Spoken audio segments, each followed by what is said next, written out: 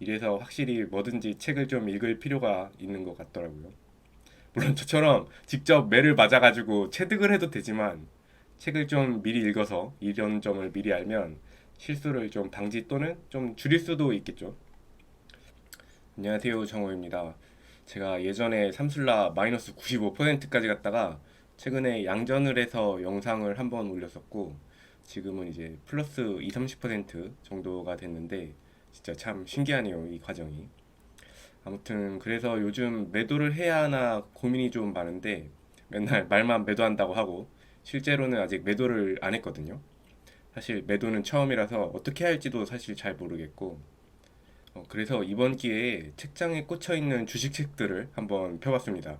사실 사놓고 맨날 읽지는 않았었는데 그 최고민수 선생님의 주식 공부 오일환성 그래서 좀 읽어보니까 뭐 이런 내용이 있더라고요. 10가지 주식 매매 원칙 이제 그 중에서 1원칙 손절매란 없다. 손절매할 바에는 정기적금을 드는 게 낫다. 손절매를 습관화하면 이제 매수가 쉬워지고 손해 보는 케이스가 늘어나기 때문에 손절매는 안 하는 게 좋다. 이제 그러기 위해서는 이제 손절매를 안 하는 이기는 싸움을 해야 되는데 그렇게 하려면 이제 저평가된 우량회사를 사라는 그런 내용입니다. 그리고 그 다음 내용은 제가 삼슬라를 버틴 이유랑 조금 일맥상통하는데 손해는 추가 매수 투자 기회로 삼는 역발상이 가능하다. 이 최고민수 선생님 유명한 멘트가 있으시거든요. 이 주가가 떨어지면 최고민수야 고맙다 하고 매수를 하라는. 그리고 이제 주가가 떨어졌을 때는 차트를 거꾸로 보라. 근데 이게 가능한 이유는 이 매수한 기업이 멀쩡한 회사라는 전제에 가능한 거죠. 이제 뭐 주가도 떨어지고 기업 가치도 같이 떨어지면 이런 경우는 물을 타서는 안 되겠죠.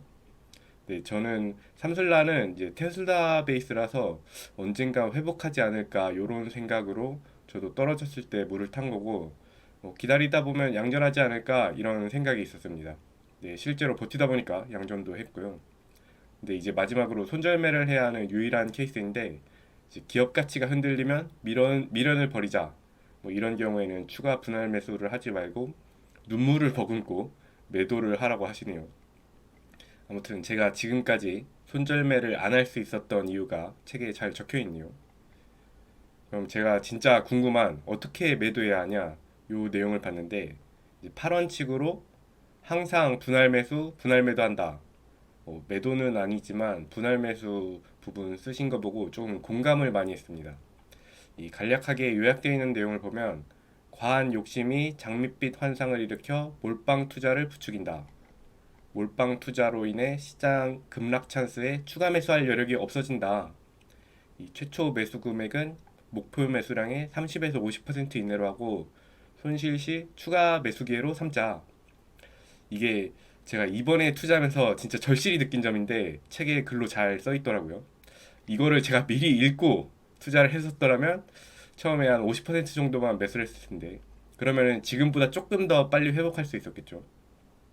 그리고 이제 제가 투자를 시작한 시점이 급락하기 직전이어가지고 더 아쉬움이 많이 남습니다. 이래서 확실히 뭐든지 책을 좀 읽을 필요가 있는 것 같더라고요. 물론 저처럼 직접 매를 맞아가지고 체득을 해도 되지만 책을 좀 미리 읽어서 이런 점을 미리 알면 실수를 좀 방지 또는 좀 줄일 수도 있겠죠. 이제 여기에 또 분할 매수를 하면 매수 단가가 낮아짐과 동시에 매수 총액이 늘어나서 심적 부담이 커질 수 있기 때문에 낮아진 매수 단가 수준에서 매수 총액의 반을 매도하라고 하시거든요. 그러니까 심적 부담 완화와 투자 금액 증가에 따른 리스크를 줄이기 위함이라고 하는데 제가 약간 이런 상황입니다. 제가 이제 매도를 하려는 이유가 뭐 삼슬라가 더 떨어질 것 같아서가 아니라 이제 제 자산에 비해서 삼슬라 비중이 과도하게 높아가지고 좀 심적 부담과 리스크가 큰 상황이라서 그런 거거든요. 진짜 이 제 상황에 대해서 잘 설명이 되어 있네요. 이 책이 진짜 신기합니다. 그리고 매도 확신이 없다면 분할 매도로 나눠 팔자.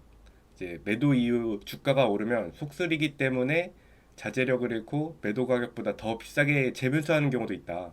근데 신이 아닌 이상 최고점에서 팔 수는 없다.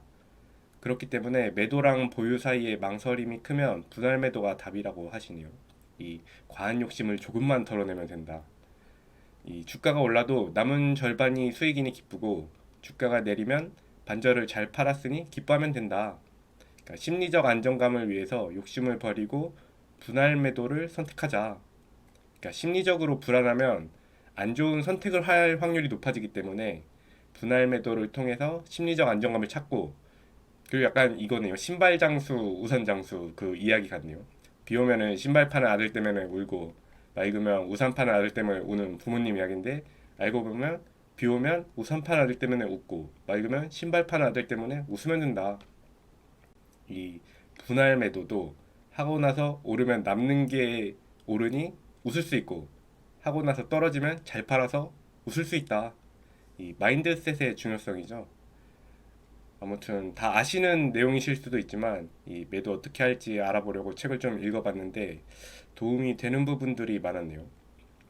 정리해보면 저는 이제 추가 매수로 매수 총액이 높아져서 리스크가 커지고 이 심리적 부담이 많은 상태이기 때문에 분할 매도를 통해서 리스크와 심리적 부담을 줄이고 적정한 수준의 삼슬라를 보유하도록 하겠다입니다. 최고민수 선생님의 주식 공부 오일환성 쉽게 읽을 수 있는 책이니까 한번 읽어보셔도 좋을 것 같습니다. 봐주셔서 감사합니다. 구독, 좋아요 감사합니다.